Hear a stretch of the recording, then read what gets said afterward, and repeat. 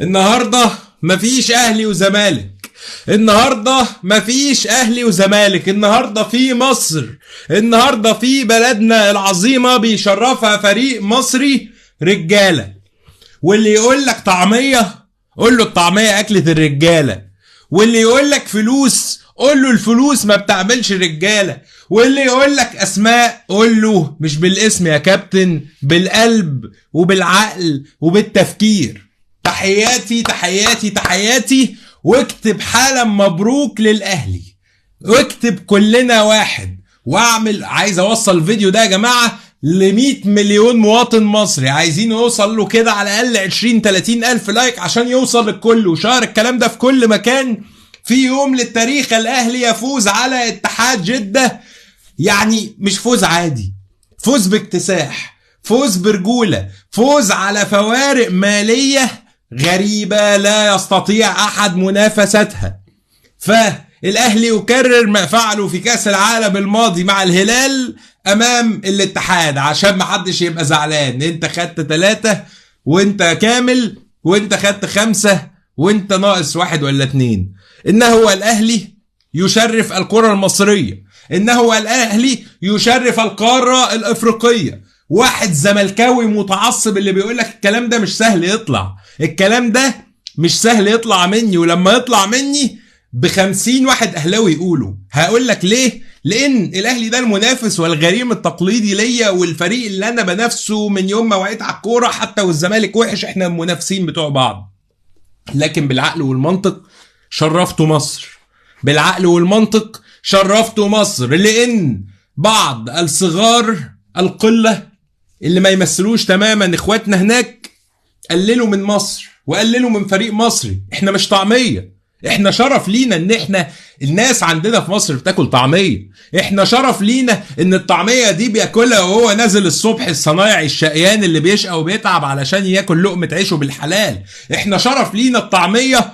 يا اخواتنا يا اخواتنا يا اخواتنا، الطعمية النهاردة اللي بتتعمل بالفول والحاجات اللي بتاعه بتتقلي في زيت عندنا ما شاء الله عليه بيبرق، كسبت اللحمة والكبسة والفلوس، كسبت الفوارق المالية الضخمة. يا جماعة لما نتكلم عن فريق بيلعب فريق فارق المالي بينه، انت عارف الاهلي النهارده كسب مين؟ الاهلي النهارده كسب كانتي نجم تشيلسي سابقا. الاهلي النهارده كسب كريم بنزيما اللي قفل اللعبه، اللي خد دوري ابطال اوروبا، واللي خد كاس العالم للانديه، واللي خد كاس عالم، واللي لعب في كل البطولات، واللي لعب مع ريال مدريد سنين، واللي ابدع، اللي كان واقف جنب مين؟ جنب كريستيانو رونالدو. نفس اللي الزمالك عمله في النصر، بس ربنا ساعتها ما اردش، لان برضو الزمالك يعني كان بيلعب بالرجولة بس وبالروح بس، لكن النهاردة الأهلي بيلعب بالرجولة والروح يكتملوا بأشياء أخرى.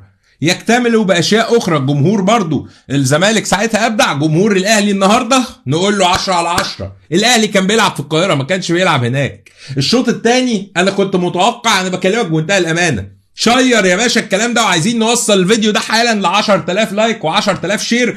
كل الناس اللي في الفيديو تشير. والنهارده عشان كلنا واحد، في فائز، 2 فائزين، واحد زملكاوي وواحد اهلاوي. بس ده الاثنين بتيشيرتات فريق واحد، تيشيرت الزمالك، واحد تيشيرت الاهلي بتاع كاس العالم للانديه. تمام.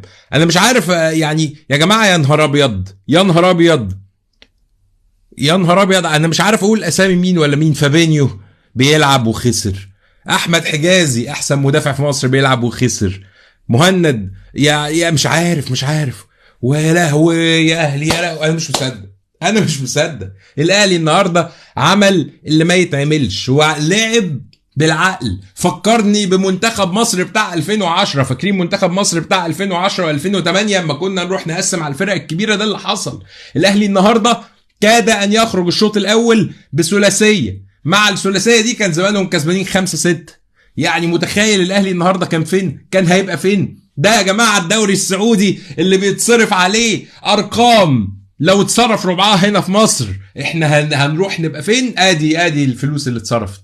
ادي نجوم العالم اتعادلوا مع الزمالك وما عرفوش يكسبوه. والنهارده الاهلي والزمالك في اسوأ حالاته، والنهارده الاهلي النهارده الاهلي بيشرف الزمالك والاهلي والاسماعيلي. النهارده الاهلي مش الاهلي، النهارده الاهلي هو مصر، واي حد عاقل هيقول لك الاهلي هو مصر. شيء من الابداع، شيء من الروعه، شيء من المتعه، شيء من العظمه، شيء من قول زي ما تقول هو ده يا جماعه اللي انا عايز اشوفه.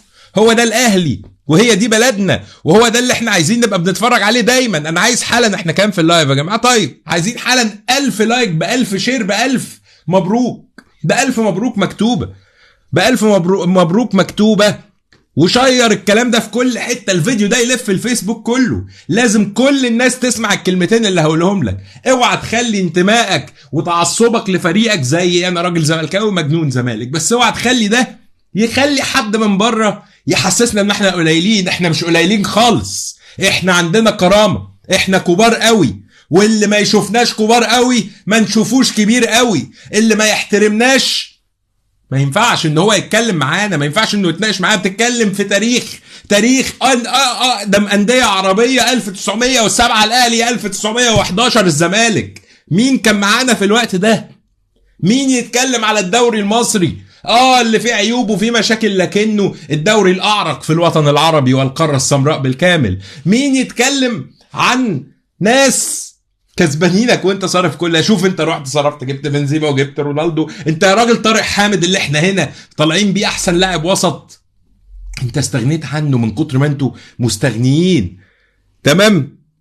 انا بس عايز ايه، كل ويقول للاستاذ وليد مبروك. قولوا للاستاذ وليد مبروك، قولوا له مبروك. اوعى تصطاد في الماء العكره بين اهلاوي وزملكاوي لانك هتطلع خسران. اوعى تفكر ان انتمائي الناديه يخليني ما اقولش النهارده كلمه الحق. كلمه الحق النهارده الاهلي رجال شرفوا مصر. كلمه الحق النهارده الاهلي، انا كنت قاعد بتفرج بقول انا فخور ان الفريق ده مصري. ازعل مني لو زملكاوي، ما اعتقدش ان ده يزعلك، ما اعتقدش ان ده يزعلك. انت المفروض تبقى فخور النهارده ان دول اللي اتكلموا عن ابن بلدك وقالوا على مشجعين طعميه ولقطات دمها سم ما يتقالش عليه غير دمها تقيل. اوعى تتكلم او تسيب حد يشمت. احنا مصر، الاهلي والزمالك هم مصر، هم شرف الرياضه المصريه، هم العظمه في الرياضه المصريه. اوعى حد في الدنيا يستغل انك عندك مشكله مع كهربا ولا مع امام عاشور ويوديك في السكه دي. لا لا لا لا لا لا لا لا لا لا لا, لا. النهارده الاهلي يشرف مصر، النهارده الاهلي يكتب تاريخ ويكمل تاريخ بدأوا الزمالك في كاس السوبر المصري السعودي لما كسبنا الهلال هناك بنجومه. وايضا كان في فوارق عرفناهم ان هي مش بالفلوس، مش بالفلوس، والله ما بالفلوس، بحاجه اسمها رجوله، بحاجه اسمها انك لما بتلبس تيشيرت الزمالك ده بتتحول وانت بتلعب بره مصر في اسوأ حالاتك، في اوحش حالاتك، باسوأ تشكيله، باسوأ مدير فني، باسوأ ظروف. مجرد انك تشوف كام واحد زملكاوي بره بيهتف لك انت بتتحول، تعمل كده وتتحول.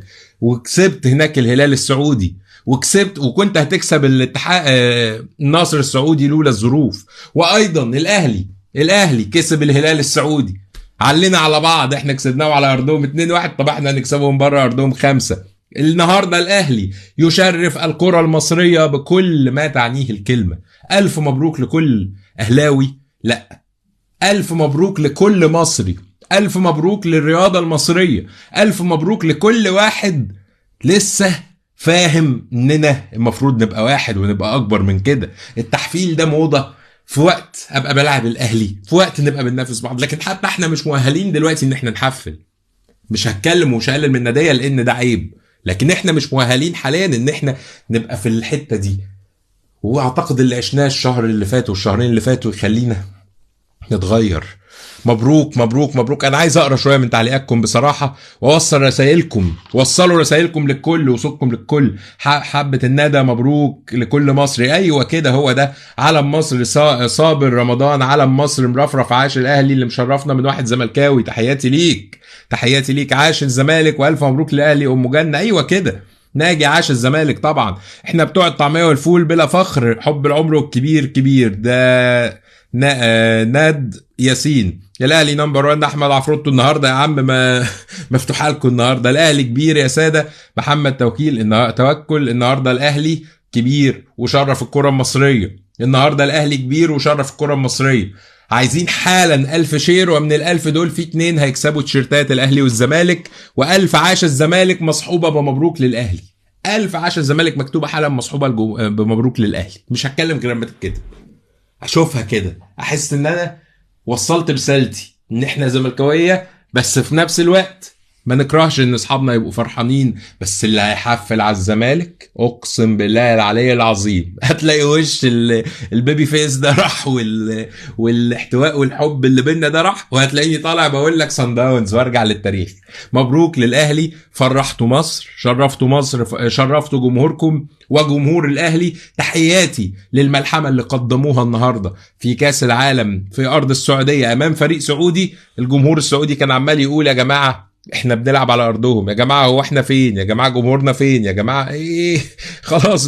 خلاص بقى افرح وبارك واعمل اللي انت عايزه امام مصر. يسقط الجميع والفلوس ما تعرفش تعمل حاجة. مبروك لكل من هو مصري. انتظرونا اليوم كله. يعمل متابعة للصفحة لو مش عامل متابعة، وسبسكرايب على اليوتيوب لو مش عامل سبسكرايب. من قلبي فخور ومبسوط لكل أهلاوي. والنهاردة يوم غير، النهاردة الروح الرياضية غير، النهاردة أنا بقول لك مبروك للأهلي من كل قلبي. تستحقوا الفرحة، افتخروا بفريقكم وبالريمونتادا اللي عملها بعد أداء وحش الفترة اللي فاتت. افتخروا كونكم قدرتوا تكسبوا فريق مدجج بالنجوم بالشكل ده على أرض وسط جمهوره. افتخروا كونكم مصريين، لأن المصري لما بيعوز يعمل حاجة بيعملها ايا كانت الظروف، ايا كانت المسميات، امام اي حد. كلام كتير قوي. برافو الشناوي، رجل اللقاء، حارس مصر الاول حاليا، واللي يقول لك غير كده منافق. انا بكلمك بمنتهى الامانه. مبروك النهارده لكل لعيبه الاهلي الرجوله. علي معلول النهارده مبروك تجديد عقدك، على مسؤوليتي مبروك تجديد عقدك بعد اللي عملته النهارده. شكرا، سلام عليكم، هنلتقي تاني النهارده. اوعى تنسى تعمل لايك، تشير الفيديو في كل مكان، واثبت حضورك دايما معانا بعاش الزمالك، وفعل زر الجرس على اليوتيوب، واعمل سبسكرايب، وهنا كمان اعمل فولو، وحط صفحه في المفضله. سلام عليكم.